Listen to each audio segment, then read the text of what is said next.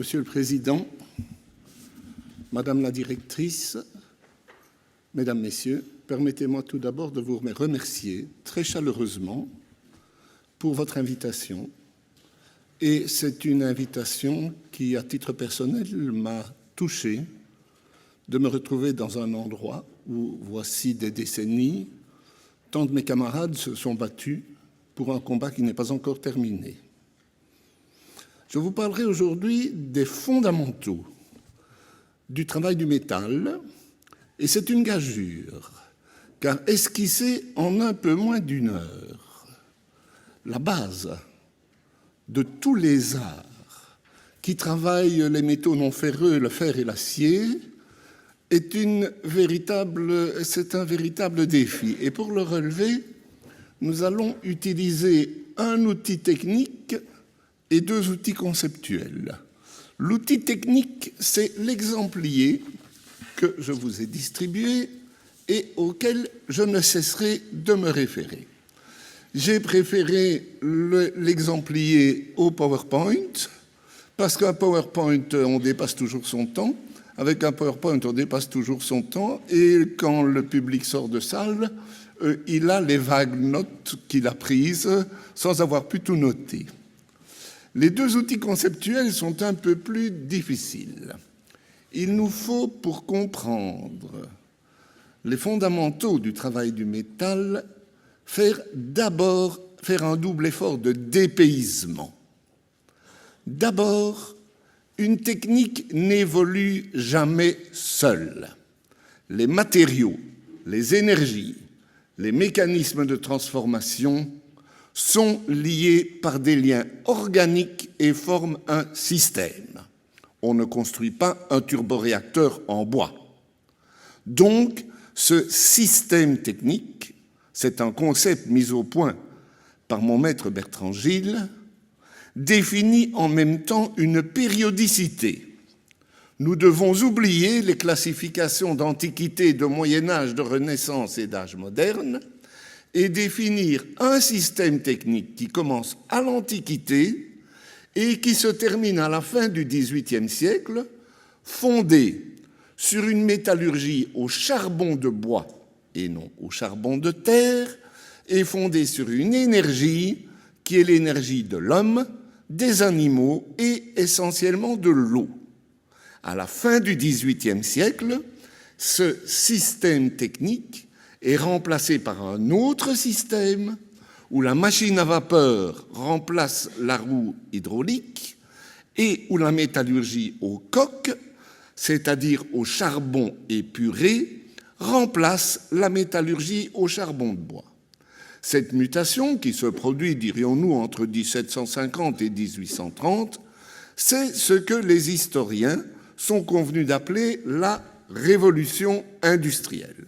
Et je m'arrêterai d'ailleurs à la première révolution industrielle, mon titre était bien trop ambitieux.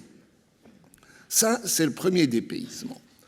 Le deuxième dépaysement, nous qui sommes formés à la chimie de Lavoisier, à la cristallographie d'Ahuy et de Romée de Lille, qui utilisons le microscope et surtout le microscope métallographique, nous devons nous plonger dans un monde, dans un univers mental où ces connaissances n'existent pas et où la connaissance de la nature des matériaux s'efface devant la connaissance de leurs propriétés, particulièrement de leurs propriétés physico-chimiques, de leur comportement sous la main et sous l'outil, ce que j'ai appelé le savoir de la main. Et je vous renvoie, pour l'illustrer, à ma première image, qui est une trousse de touchot. Qu'est-ce qu'un touchot? Ce sont des échantillons qui servent à travailler avec une pierre de touche. Qu'est-ce qu'une pierre de touche? L'orfèvre, le monnayeur, l'essayeur, le métallurgiste ancien, pour connaître la qualité de l'or, le raye avec une pièce rugueuse et le compare avec une trousse d'échantillons dont il connaît la composition. Ceci nécessite un coup d'œil extraordinaire, Un coup d'œil que Théophraste, le disciple d'Aristote, nous décrit de façon stupéfiante puisqu'il dit que les orfèvres d'Athènes, à son époque, arrivaient à discerner à l'œil un 12e de carat, c'est-à-dire des différences de 1/144e. Et cela m'a été confirmé. J'ai eu beaucoup de contacts dans le monde avec des artisans et des mineurs et des ouvriers. Et je me souviens, quand je travaillais dans le désert d'Atacama, d'un vieux mineur artisanal, un pircuiniero, qui me disait « Ceci est de l'atacamite à 80% de cuivre » à l'œil. Et c'était de l'atacamite à 80% de cuivre. Il y a donc là tout un savoir que nous ne connaissons pas, qui s'apprenait du père au fils, du patron à l'apprenti, dont il existe de vagues échos dans les recettes ou dans les textes techniques, et qui est à la base des techniques que nous allons étudier. Donc un système, d'une part, une certaine appréhension de la matière, d'autre part, fondée sur son comportement à l'outil, à la main et au feu. Nous diviserons notre exposé en deux parties. Les métaux non ferreux d'abord, le fer ensuite. Les métaux, la division se justifie. Les métaux non ferreux sont fusibles. Les métaux non ferreux, c'est-à-dire l'or, l'argent, le plomb, le cuivre, l'étain, et vous avez vu entre parenthèses le zinc, parce que le zinc n'est pas connu à l'époque qui nous occupe à l'état métallique, mais il est très utilisé sous la forme de son minerai, la calamine. Donc tous ces métaux sont alliables entre eux et associés dans la nature. D'autre part, le fer et l'acier, là sont des métaux qui ne sont pas fusibles jusqu'au XIVe siècle. On le travaille à l'état pâteux. C'est seulement à la fin du XIIIe, début XIVe siècle que l'invention du haut fourneau permet de travailler le fer à l'état fondu, c'est-à-dire à en faire ce que j'appelle volontiers le bronze du pauvre. Première partie donc, les métaux non ferreux. Les métaux non ferreux présentent cette caractéristique qu'ils peuvent s'extraire et se fondre assez facilement. Le métallurgiste ancien, depuis les mines du Laurion près d'Athènes, jusqu'aux mines du Harz au Moyen-Âge ou les mines de l'Erzgebirge à la Renaissance, eh bien, les mineurs ont travaillé de la même manière. Ils ont suivi les filons. Ils sont partis de la tête des filons, c'est ce que l'on appelle les chapeaux de fer, c'est-à-dire de minerais oxydés, faciles à traiter. Ils sont descendus plus avant dans le filon et ils ont dû changer leur technique pour travailler des minerais sulfurés, ce qui nécessitait d'abord de se débarrasser du soufre, c'est-à-dire d'un grillage, c'est-à-dire par grillage. C'est une métallurgie assez commune qui ne nécessite pas d'explication spécifique. En revanche, ce qui est intéressant, c'est que tous ces métaux sont mélangés dans la nature. Ils sont associés dans leurs minerais. L'or contient régulièrement de l'argent et assez souvent du cuivre. L'argent lui-même contient, ou plutôt est contenu, dans les minerais de plomb, dont le plus fréquent est la galène, que l'on trouve assez communément. Il y a de la galène argentifère, il y a de la galène qui ne l'est pas. Le cuivre, quant à lui, contient, et c'est le plus difficile à séparer, contient de l'argent, assez souvent, parfois de l'or, et presque toujours du fer. Le problème de la métallurgie des métaux non ferreux est donc d'abord la méthode de séparation, ce que l'on appelle en termes anciens le départ. Et là, les méthodes remontent à une très haute antiquité.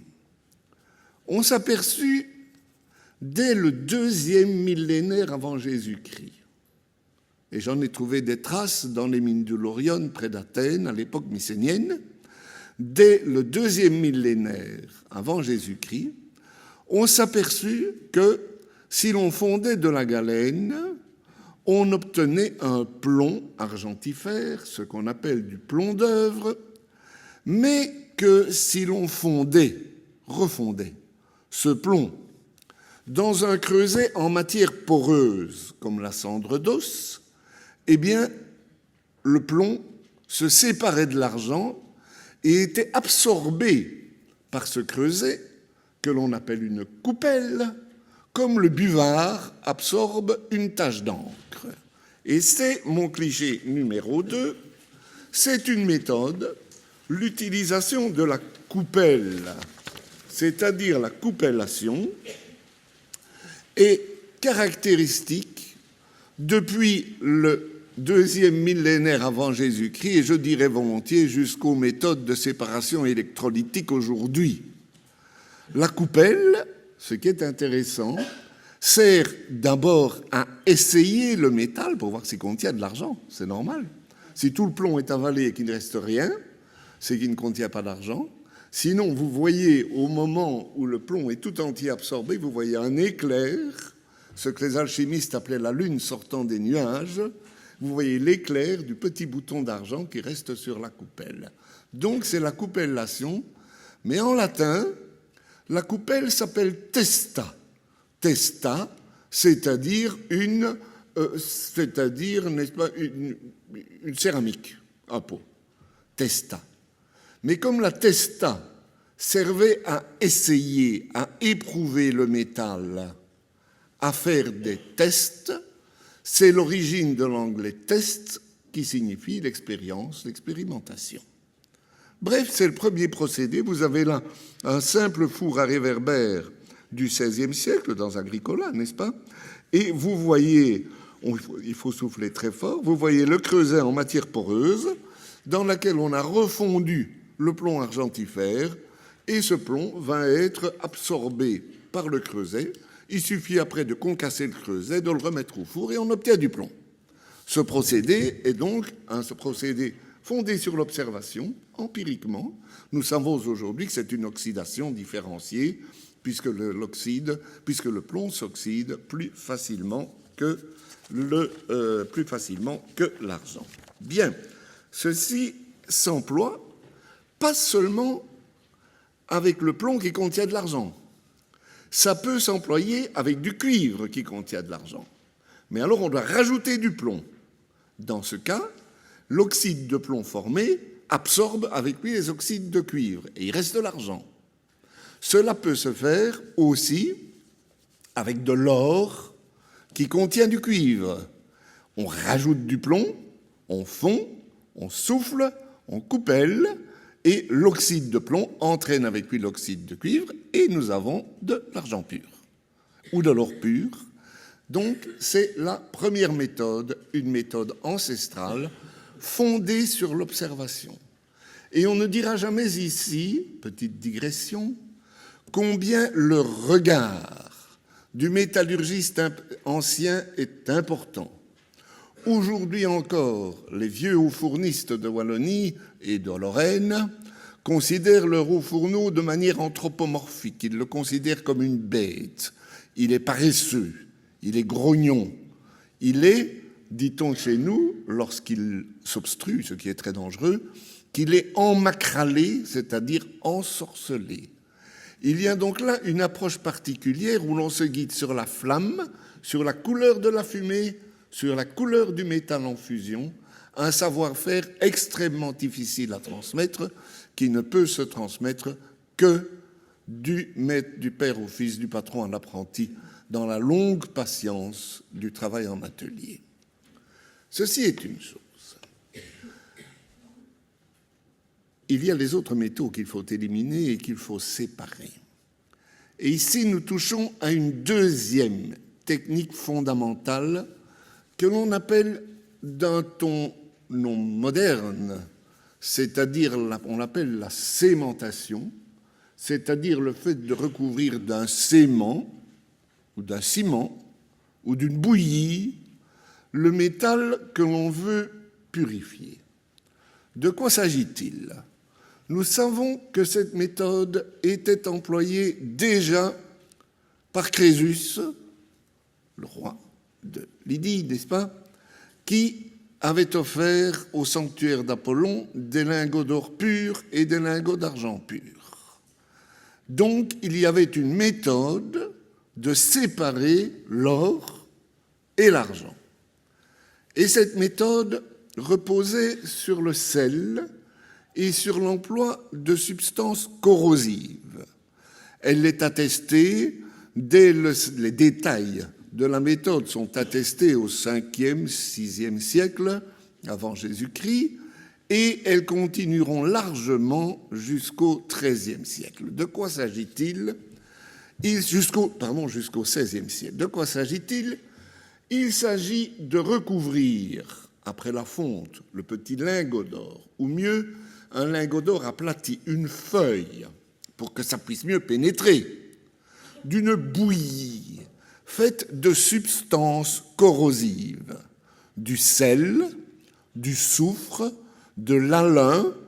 L'alun désigne dans l'Antiquité une grande gamme de sulfates, n'est-ce pas? Donc des matières qui contiennent du soufre, et de cuir.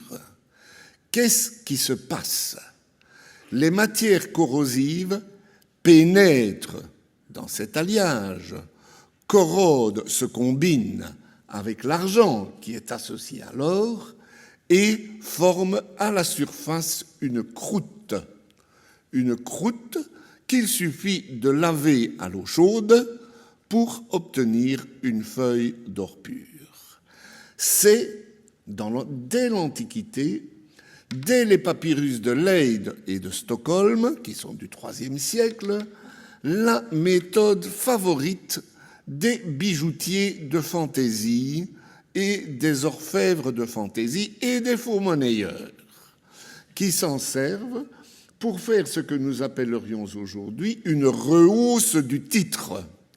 Cela veut dire que l'on met du sément sur une feuille d'oralier, qui contient de l'argent, et on chauffe, mais en surface. Ce qui fait que la surface a l'aspect de l'or pur, tandis que l'intérieur de la feuille est toujours de l'oralier. Ce procédé de remontée du titre est caractéristique dans le monnayage du Bas-Empire et caractéristique dans la bijouterie de fantaisie que l'on trouve par exemple à l'époque romaine ou dans l'Égypte gréco-romaine. Il est clair qu'avec les méthodes modernes de sondage en profondeur, on s'aperçoit souvent que l'intérieur de l'objet est un peu plus décevant. Mais retenez, si vous voulez bien, cette origine de la sémentation, parce que la sémentation, c'est dans l'image, dans l'idée du métallurgiste ancien, la sémentation est fondamentalement une coloration du métal. En effet, le métal change de couleur. Et là, cette idée, cette technique commune de coloration du métal est une méthode extrêmement répandue dans toute la métallurgie de l'époque pré-industrielle. Il s'agit donc de chauffer en dessous ou au-dessus du point de fusion un métal avec une certaine composition qui altère ses propriétés, qui change ses propriétés et particulièrement sa couleur. Nous en avons de nombreux exemples. La purification de l'or par sémentation, je vous l'ai dit. La remonte du titre sur les objets en or que l'on veut rendre plus brillants. Mais il y a aussi la fabrication du cuivre blanc ou du bronze blanc. Et ici, nous ne sommes plus dans les techniques de séparation, nous sommes dans les techniques d'alliage. Et comment fait-on pour fabriquer du bronze blanc? On enferme dans un creuset, fermé, heureusement, du charbon de bois, du cuivre en poudre et de l'orpiment ou du réalgar, c'est-à-dire des sulfures d'arsenic. Cela produisait de redoutables vapeurs arsénicales, mais cela teignait le cuivre et le bronze en blanc. C'est ce que les alchimistes appelaient medicina venerem de Albans, la médecine qui blanchit Vénus. Nombre d'alchimistes y ont laissé leur peau.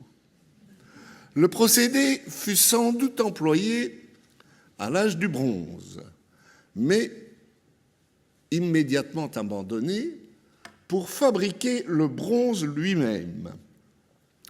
Vous savez que le bronze, c'est un alliage, je ne vous apprendrai rien, c'est un alliage de cuivre et d'étain.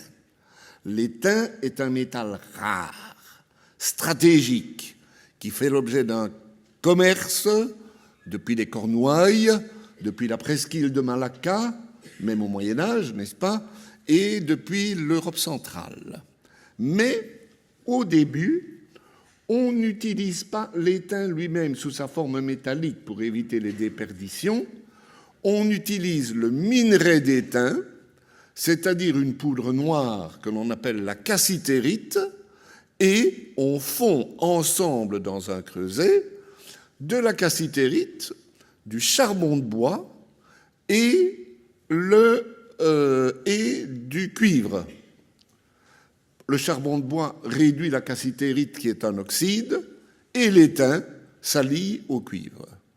Très tôt, dès l'époque romaine, même avant, n'est-ce pas, on arriva à réduire la cassitérite et à travailler avec des alliages de métaux purs, de l'étain pur et du zinc pur.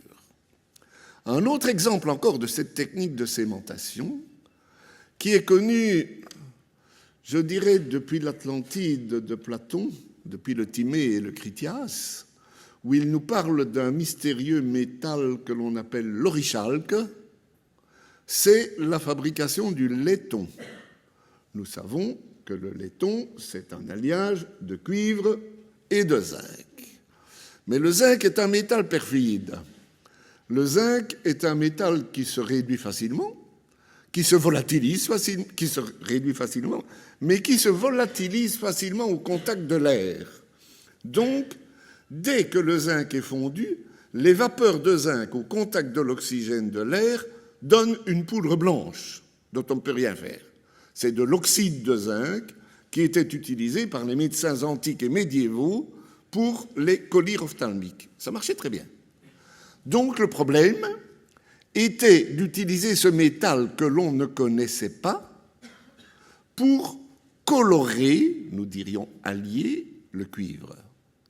Et donc on a employé, là encore, depuis certainement le 5e siècle avant Jésus-Christ, surtout à l'époque romaine et de façon généralisée au Moyen-Âge, le procédé de sémentation ou de fusion réductrice. Dans un creuset fermé, pour éviter que les vapeurs de zinc se perdent, n'est-ce pas? Dans un creuset fermé, on fondait du cuivre, on y jetait des pelletés de charbon de bois, on y jetait des pelletés de minerai de zinc, cette terre que l'on appelait la calamine ou la cadmie, on fermait, on cuisait, et on obtenait un cuivre couleur d'or, que nous appelons, nous, le laiton, et que les anciens appelaient l'orichalque. Orichalque est l'origine de la vieille expression fil d'Archal, qui désigne non pas du fil de fer, comme on le dit souvent, mais du fil de cuivre. Donc toute la dynandrie artistique du Moyen-Âge, tout le monnayage en laiton du Bas-Empire, toutes les œuvres en ce que l'on appelle en cuivre jaune sont fondées sur ce procédé de sémentation. Et comme liégeois, je suis fier de citer un des plus beaux objets de fonderie qui existent au monde. Ce sont les fonds baptismaux de l'église Saint-Barthélemy, réalisés par un orfèvre mosan aux environs de 1120 et qui sont 400 kilos de laiton coulé d'un seul jet. C'est une cuve baptismale avec des reliefs fabriqués à la cire perdue, avec du laiton fabriqué par cémentation. Il est vrai que la vallée Mosane, depuis l'époque romaine, se prêtait particulièrement à la fabrication du zinc, à la fabrication du laiton par cémentation, en raison des riches gisements de calamine qu'elle contenait dans la région entre Liège et Aix-la-Chapelle. C'est une des terres d'élection de la dinanderie. Du reste, n'oublions quand même jamais que la dinanderie, c'est-à-dire l'art du batteur, pas du batteur de cuivre, l'art du batteur de laiton, vient de la ville de Dinan, dans la vallée de la Meuse, où se trouvaient des gisements de calamine.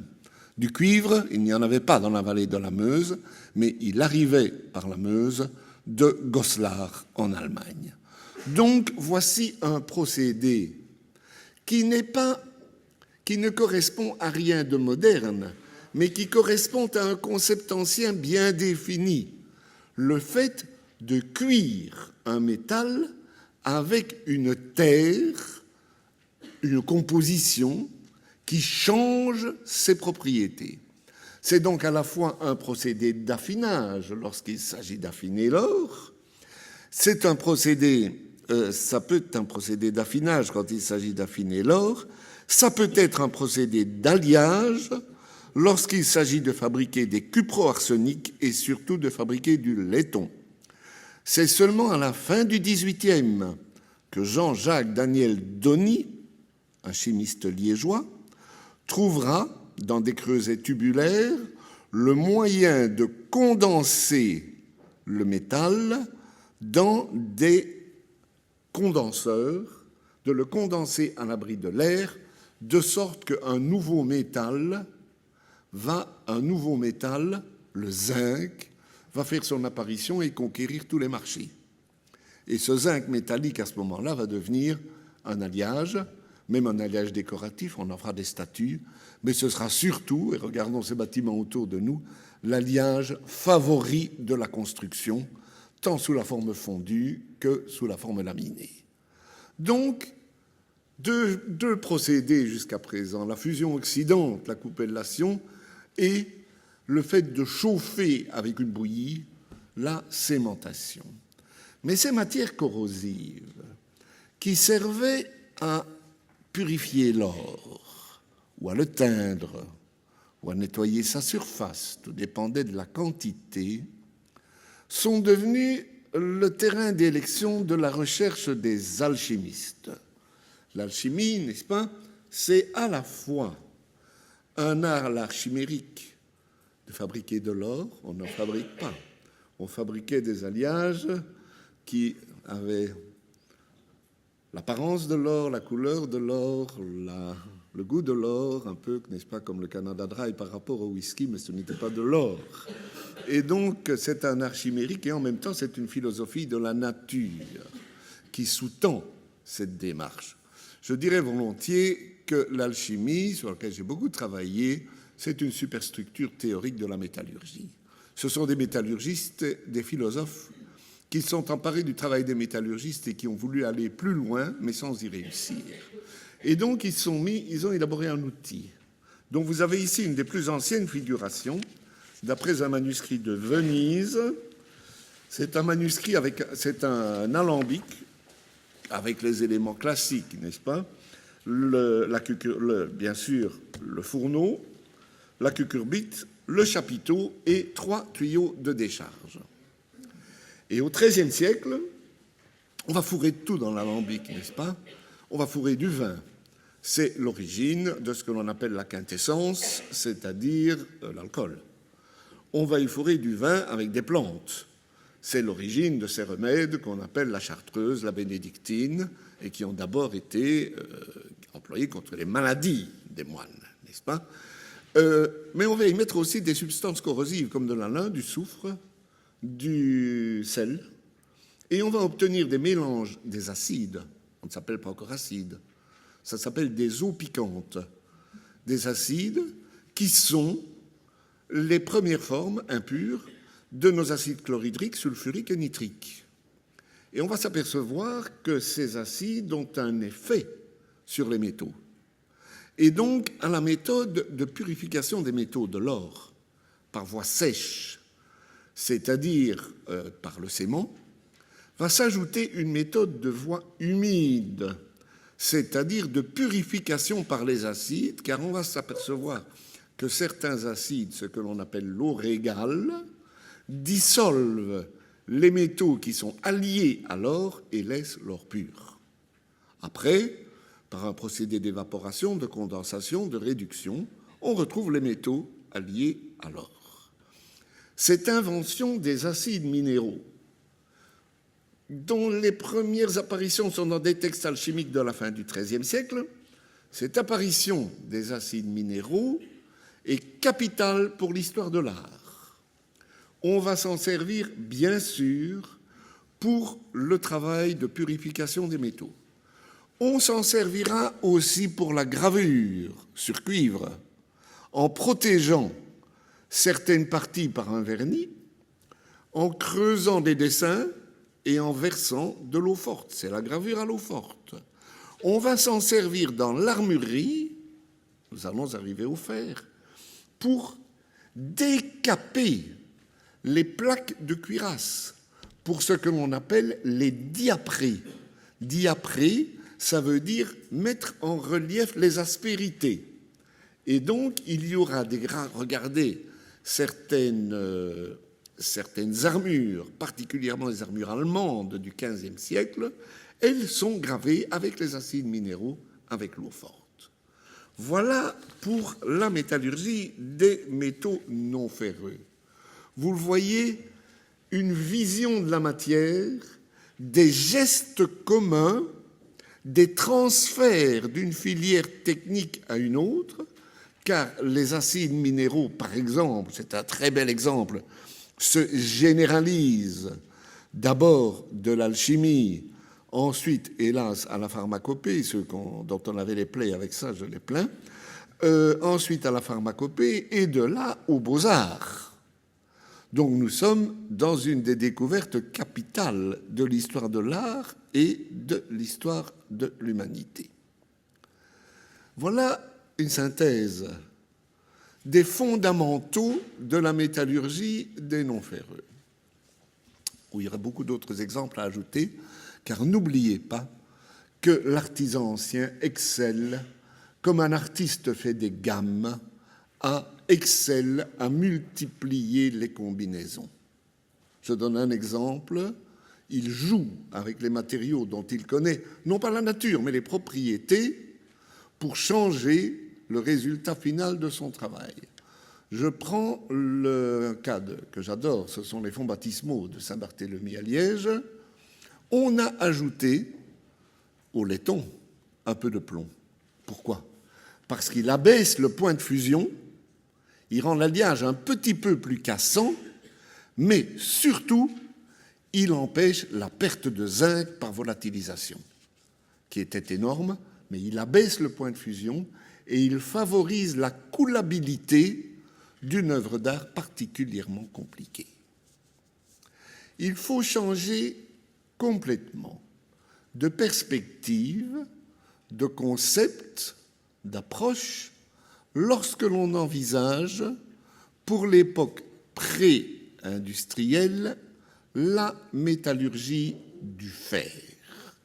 Le fer, pour les théoriciens de la matière, de l'Antiquité jusqu'au XVIe siècle, occupe une place à part, parce qu'on n'arrive pas à le faire couler comme de l'eau, on n'arrive pas à le fondre et on n'arrive pas à l'allier aux autres métaux. C'est pourquoi Aristote, le père de la philosophie naturelle, explique que tous les métaux, dans le cadre de la théorie des 4 éléments, n'est-ce pas, la terre, l'eau, l'air et le feu, que les métaux sont faits d'eau, congelée, une espèce d'eau, congelée sous l'action des siècles. Et la preuve, c'est qu'ils fondent. Mais le fer, lui, contient beaucoup de terre, ce qui fait qu'il n'est pas fusible. Derrière, ces conceptions philosophiques, vous avez une réalité technique très réelle. C'est que jusqu'au XIIe siècle chez nous, et plus tard en Afrique, jusqu'au XIXe en Afrique, et même à un certain moment dans la Chine de Mao, le fer qui se trouve partout a été traité par ce que l'on appelle le procédé direct. Le procédé direct, c'est très simple. Vous faites un trou dans le sol, vous le remplissez d'un mélange de minerais de fer, qui se trouve partout, c'est des oxydes, n'est-ce pas, plus ou moins bons, plus ou moins riches, de charbon de bois, et on y ajoute volontiers, c'est l'empirisme du métallurgiste ancien, on y ajoute volontiers une pierre calcaire, ce qu'on appelle la castine, qui favorise la fusion. Et puis on souffle, non pas avec le soufflet à déplacement angulaire et à plateau rigide que vous avez vu ici, mais avec le soufflet classique du métallurgiste africain, qui sont deux outres que l'on remplit et que l'on pousse, n'est-ce pas, alternativement, parce que l'une se remplisse pendant que l'autre se vide, et on souffle, ce qui est un travail atrocement pénible, longtemps, et on obtient une loupe de fer spongieux, c'est-à-dire le fer à l'état pâteux. Cette loupe de fer, cette éponge de fer, contient bien sûr du fer. C'est du fer qui, dans le procédé de réduction, a absorbé plus ou moins de carbone. Il a le carbone du charbon de bois. Il a, certains sont du fer doux, c'est-à-dire du fer normal, presque pur. D'autres, ce sont des morceaux de fer, des parties qui ont absorbé un petit peu de carbone et que l'on pourrait qualifier d'acier, puisque l'acier, c'est du fer qui contient un petit peu de carbone. D'autres, enfin, quand on a de la chance et qu'on a soufflé fort, ont absorbé tellement de carbone qu'il coule. C'est de la fonte. Mais bref, ce qu'il faut, c'est marteler énergiquement. C'est un travail épouvantablement dur, n'est-ce pas, de marteler cette loupe de fer pour la transformer, pour chasser la scorie et pour transformer en fer marchand.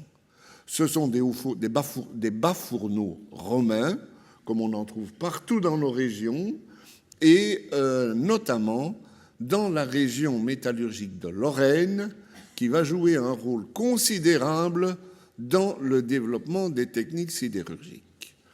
On construit en Lorraine des fourneaux de plus en plus gros, de sorte que la loupe de fer qui en sort, l'éponge de fer, est de plus en plus grosse. Et donc, à partir du XIe siècle, le martelage à la main ne suffit plus.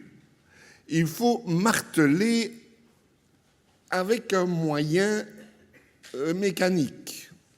Or, l'Antiquité déjà connaissait ce que nous appelons l'arbre à cames.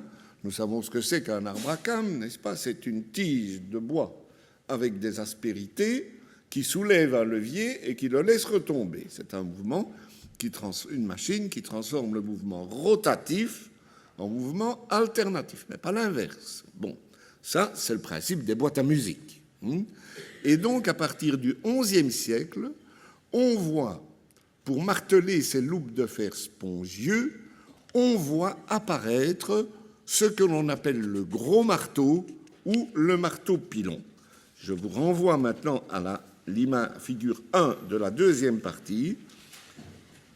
Ça s'appelle un marteau-pilon est un terme moderne. Le vieux terme médiéval est maka, du verbe maquer qui signifie frapper. Les puristes appellent ça un martinet, ce qui n'a rien à voir, n'est-ce pas, avec les instruments du divin marquis. Et vous voyez comment fonctionne ce martinet. Ce martinet est actionné par un arbre à cames que vous voyez en dessous, qui soulève une grosse masse de fer et qui le laisse retomber. Le martinet lui-même est actionné, bien entendu, par une roue hydraulique. J'ai encore vu fonctionner des martinets hydrauliques dans une petite clouterie, cette machinerie en bois, bat 120 coups à la minute. Donc, le forgeron doit, avec une dextérité extraordinaire, tenir la pièce de métal à la pince, lorsqu'il s'agit de pièces plus petites, ou la retourner pour qu'elle soit martelée de tous les côtés. Et donc, ou un forgeron ou plusieurs forgerons. On arrive ainsi à fabriquer des masseaux, ça s'appelle des masseaux de fer, toujours produits au procédé direct. Mais l'invention décisive, que l'on croyait jusqu'à présent remonter seulement au XIVe siècle, est l'idée d'appliquer cet arbre à cames au soufflet pour économiser, pour rentabiliser, pour maximiser le travail épuisant du souffleur. Jusqu'à présent, on pensait que les premières apparitions étaient, figure 2, n'est-ce pas, de l'arbre à cames pour actionner des soufflets se trouvaient aux alentours du XIVe siècle, puisque la première mention, le premier dessin, se trouve chez un ingénieur de la Renaissance, Taccola, n'est-ce pas, avec un dessin de Paolo Santini dans un manuscrit de la Bibliothèque nationale. Vous voyez comment ça marche. Il y a évidemment un canal d'amener, qui est un chenal en bois, qui fait tomber de l'eau sur une roue hydraulique, qui est donc une roue que nous appelons par en haut, par une roue par-dessus.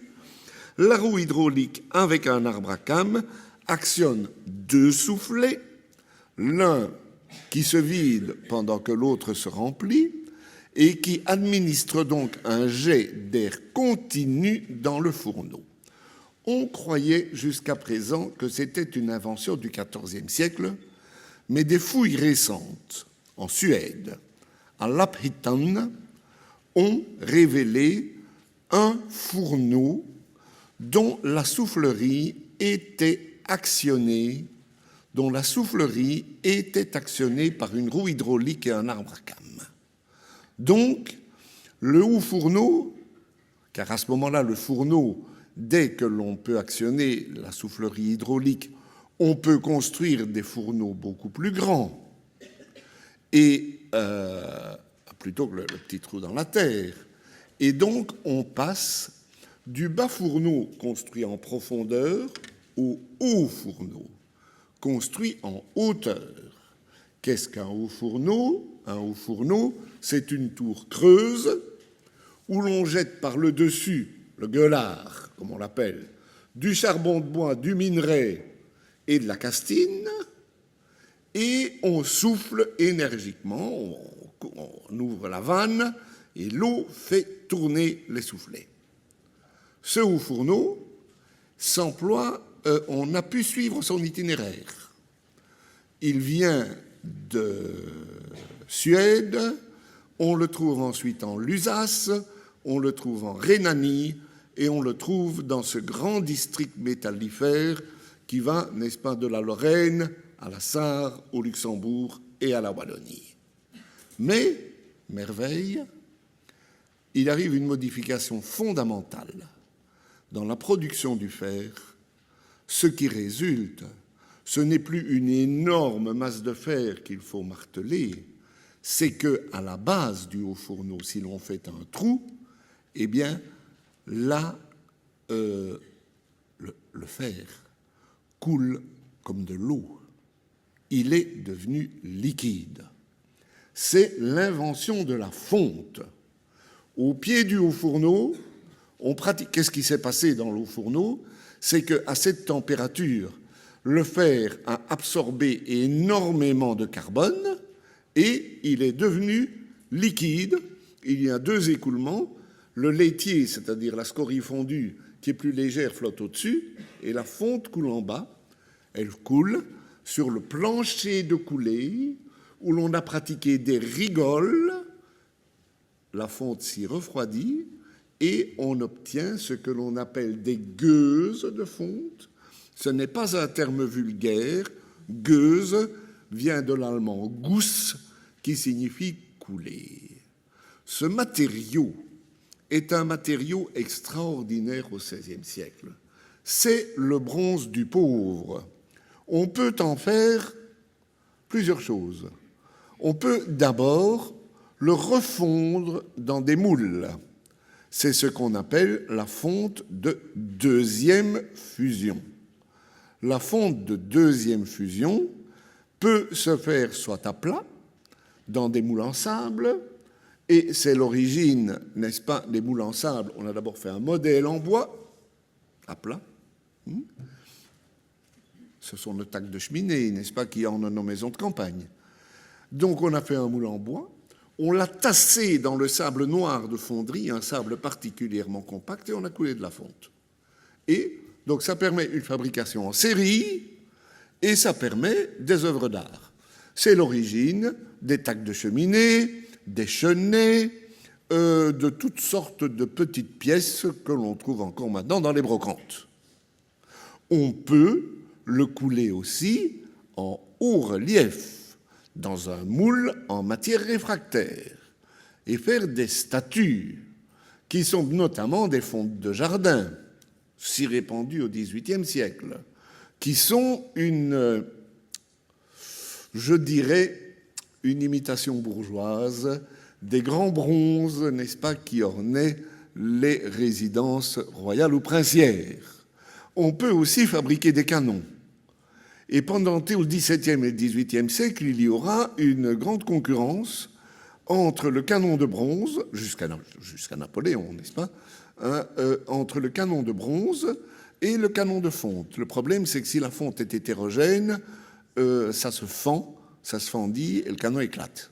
Donc il y a une concurrence entre les deux, et en fait le problème ne sera résolu que par l'invention du canon en acier au milieu du XIXe siècle. Donc, du haut fourneau, on peut passer soit à la fonderie de deuxième fusion pour fabriquer, on peut fabriquer aussi des chaudrons, n'est-ce pas, des chenets, tout ce matériel domestique en fonte. Les chaudrons de fonte de nos ancêtres sont typiquement du matériel de fonderie de deuxième fusion. Mais la fonte telle qu'elle ne peut servir à fabriquer des outils. Elle a absorbé trop de carbone et donc elle est cassante. Si vous laissez tomber un objet en fonte sur un sol dur, il cassera. Pourquoi ? Nous savons, nous, que c'est parce qu'elle a absorbé trop de carbone. Les anciens, les métallurgistes du XVIe et du XVIIe ne savaient pas.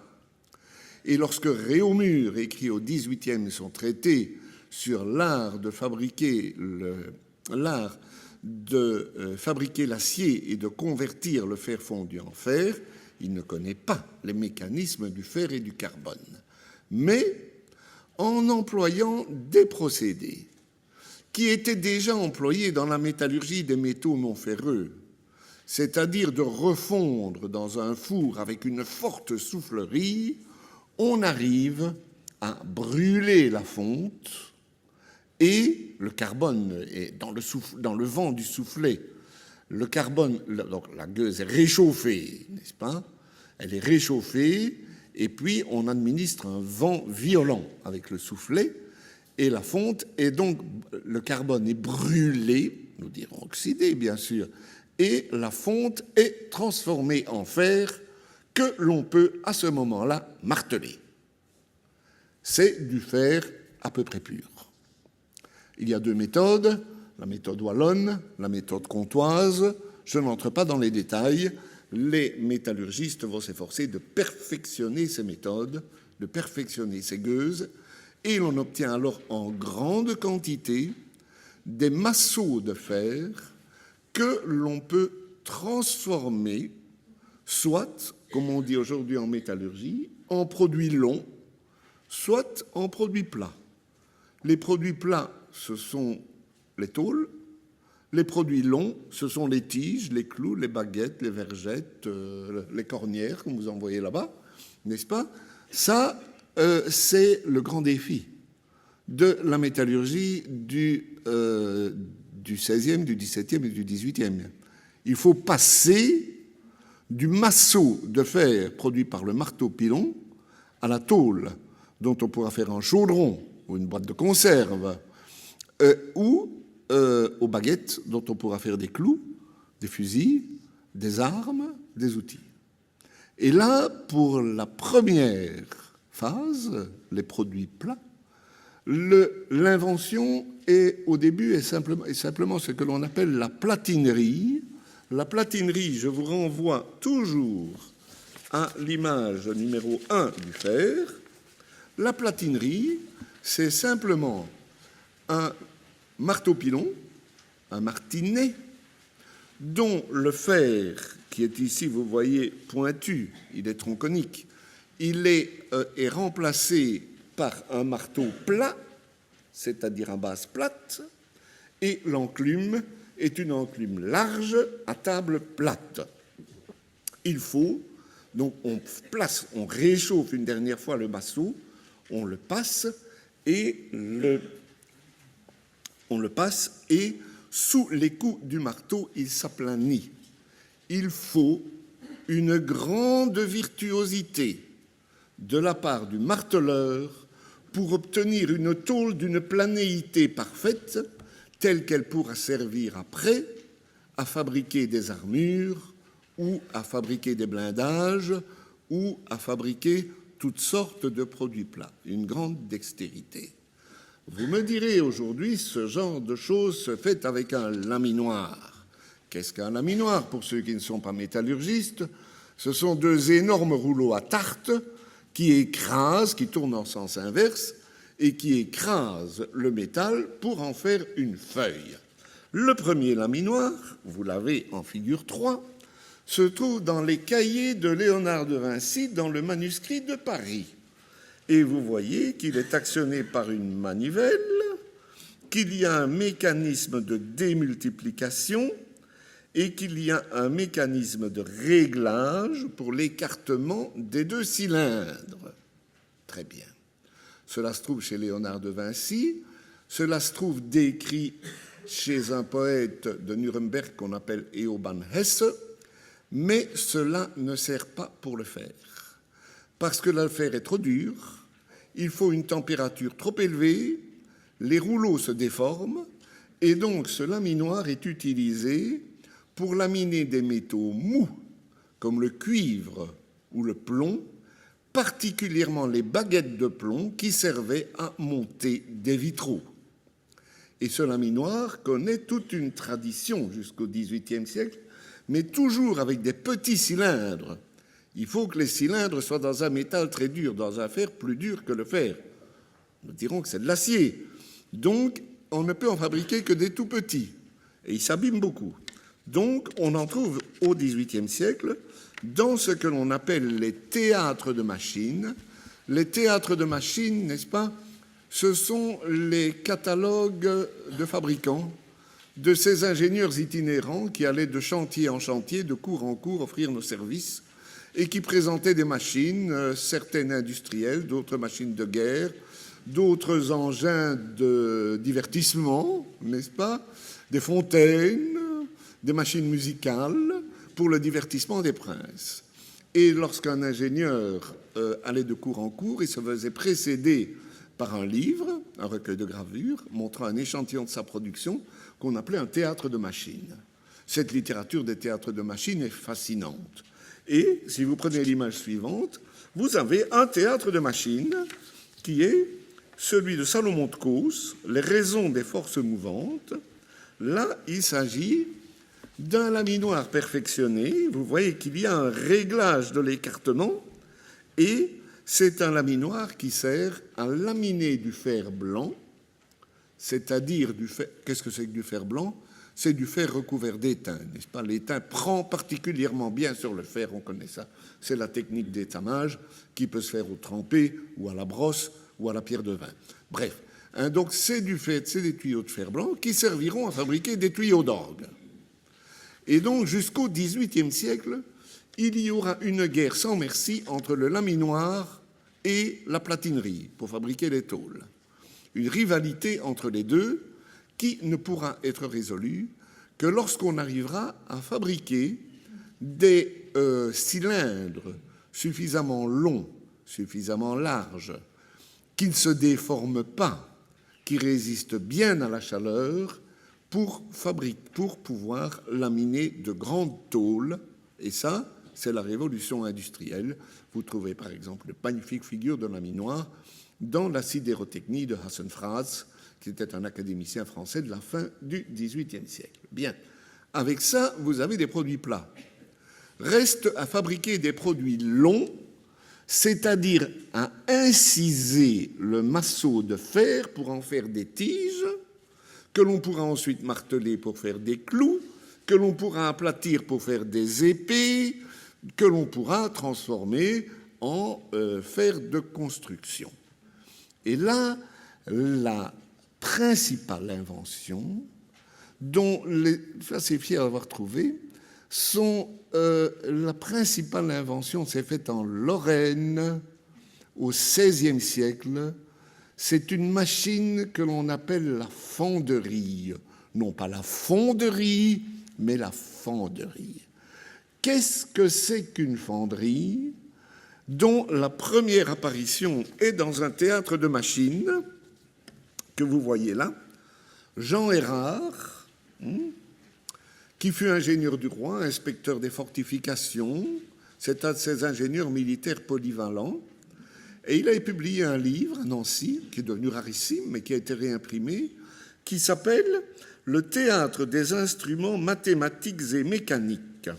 Alors, qu'est-ce que c'est qu'une fonderie?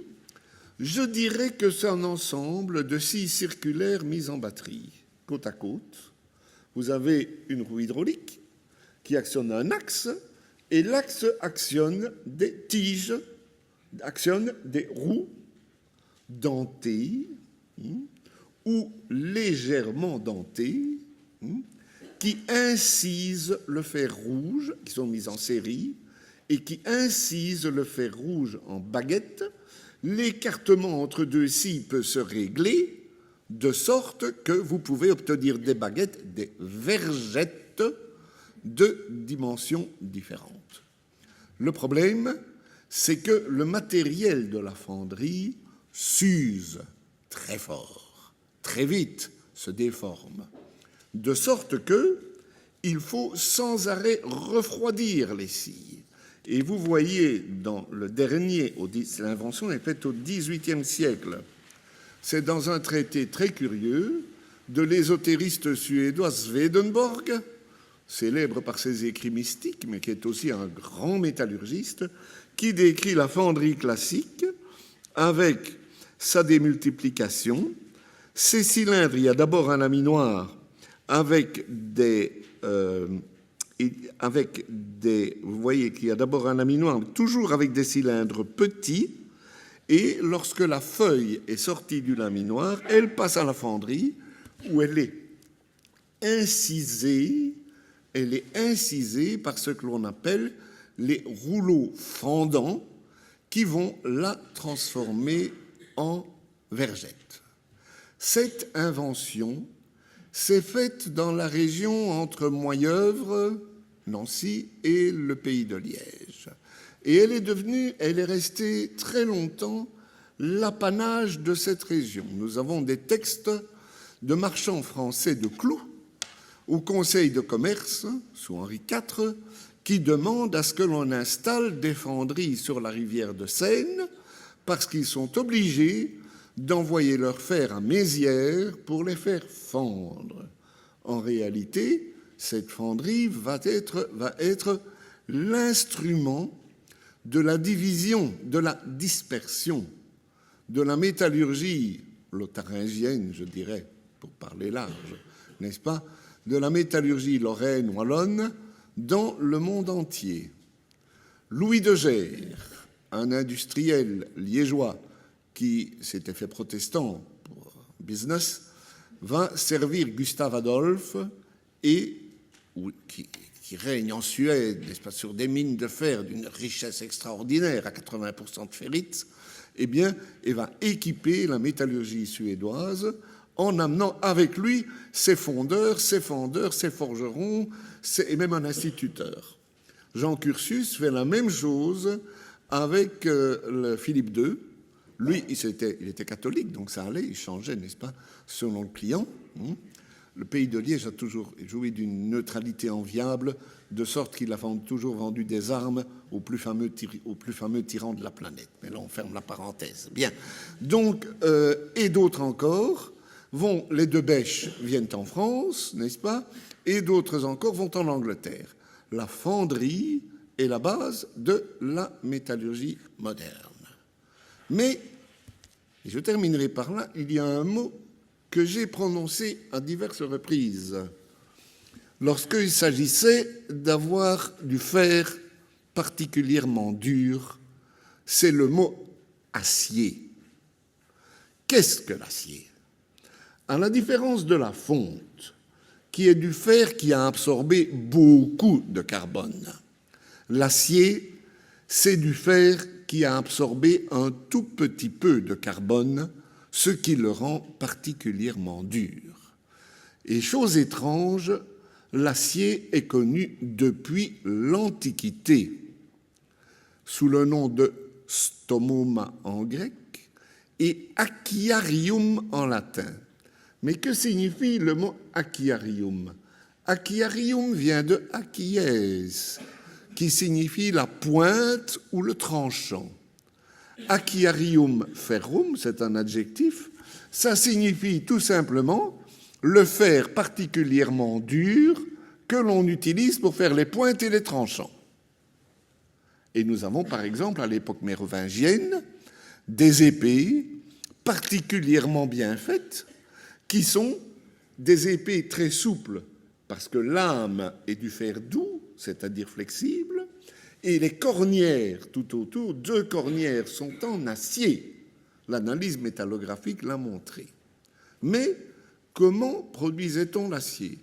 Et nous retombons ici sur un geste familier qui est la cémentation. Aujourd'hui, pour faire de l'acier dans nos aciéries, chez ArcelorMittal, eh bien, on part de la fonte et puis on enlève le carbone excédentaire. Tout ce qui est en trop, on l'enlève et il reste un tout petit peu d'acier, un tout petit peu de carbone qui fait de l'acier.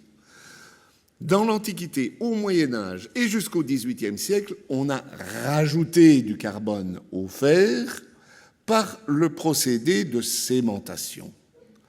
On prenait l'épée fabriquée ou l'outil de coupe, on l'enduisait d'une bouillie dont les ingrédients sont le plus souvent répugnants, n'est-ce pas? Du sang menstruel, du sang humain, des excréments, de l'urine, bref, des matières riches en carbone et riches en azote. Et donc, on enduisait, on enrobait de vieux cuir, on mettait au feu, on laissait cuire. C'est un procédé très lent. Nous savons, nous, que c'est une cémentation. Pour eux, c'était durcir le fer ou teindre le fer. Et donc, lorsque le fer était à point et le métallurgiste s'en apercevait par les changements de couleur, on le trempait immédiatement dans l'eau froide. C'est le procédé de trempe qui fixe par l'eau froide, par le froid, qui fixe le composé instable de fer et de carbone produit par la cémentation. Et ça, c'est un procédé très vieux, n'est-ce pas? Et je terminerai par là. Lorsque vous avez lu l'Odyssée, et vous vous souvenez d'Ulysse qui plonge dans l'œil du géant Polyphème un pieu de bois durci au feu, Homère s'extasie et dit « C'est comme le forgeron lorsqu'il trempe dans le ruisseau une grande hache ou bien une doloire, le fer crie et gémit. » Il y a donc là, en même temps, cette vision très particulière de la matière et ce savoir-faire qui, je pense, a encore des choses à nous apprendre par le contact direct, non livresque, le contact par essai-erreur, le contact intime qu'il établissait entre la main de l'homme et les matériaux. Je vous remercie.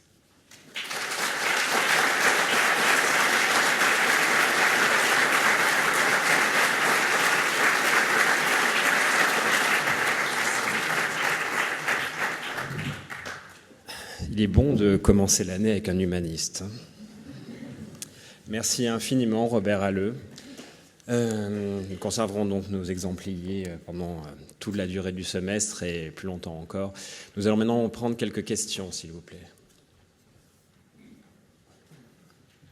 Au fond. Oui, monsieur.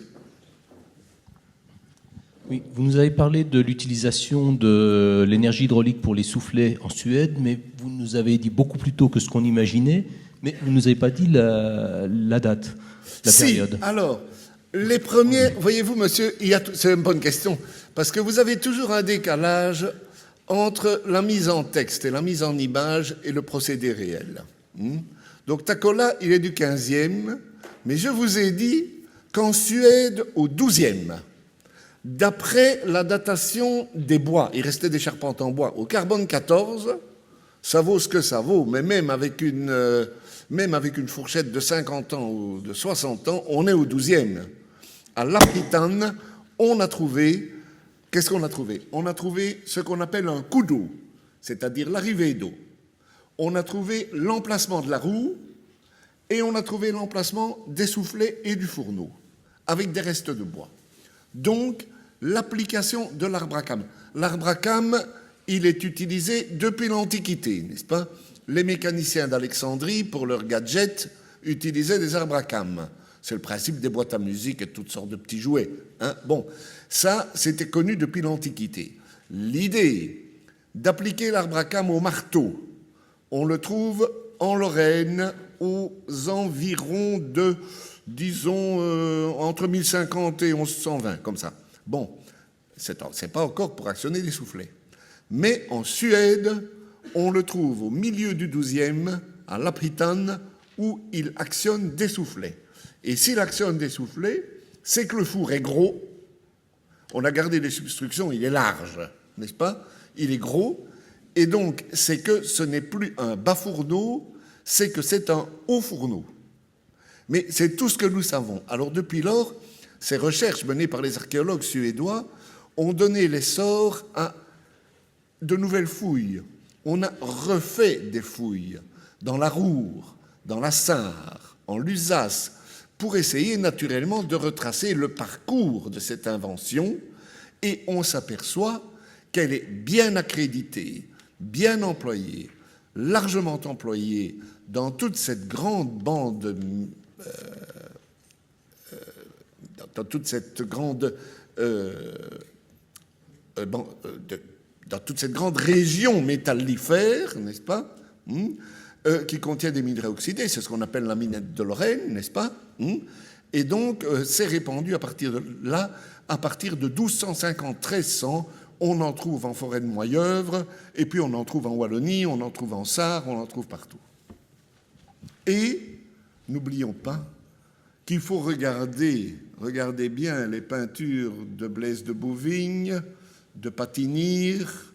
Vous avez toujours, c'est dans ces peintures dites flamandes, hein, du XVIe siècle, vous avez des paysages de vallée, vous avez toujours à flanc de coteau une mine et le rougeoiement du haut fourneau.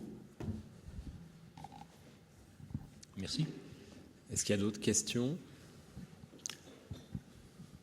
Je vais juste en poser une par rapport à l'apparition de la métallurgie pour le cas des non-ferreux. Dans les autres régions du monde, on est à peu près dans les mêmes chronologies ou il y a... Non, pas du tout. On n'est pas du tout dans les mêmes chronologies pour les métaux non ferreux.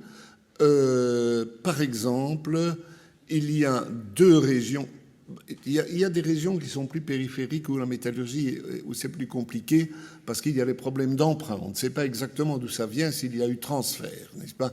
C'est le cas, par exemple, de l'Amérique précolombienne. Et d'autre part, c'est le cas de l'Afrique. Mais il y a deux régions qui sont particulièrement intéressantes. C'est évidemment la Chine.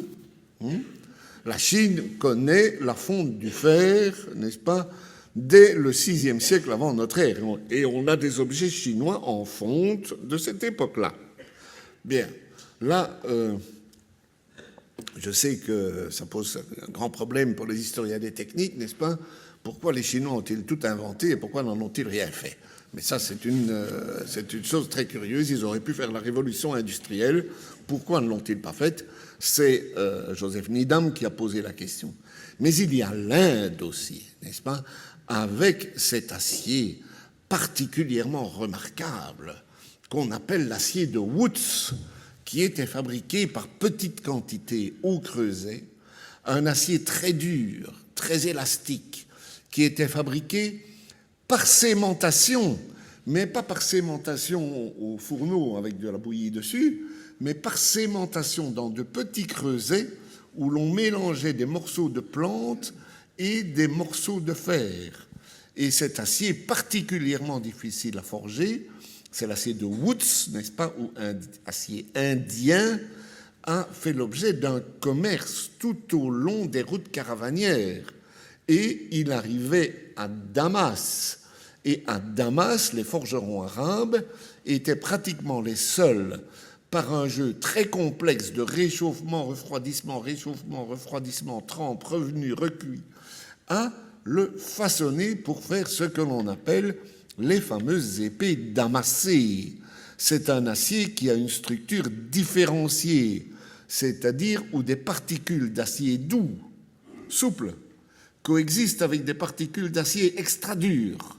Donc ce sont des épées particulièrement remarquables.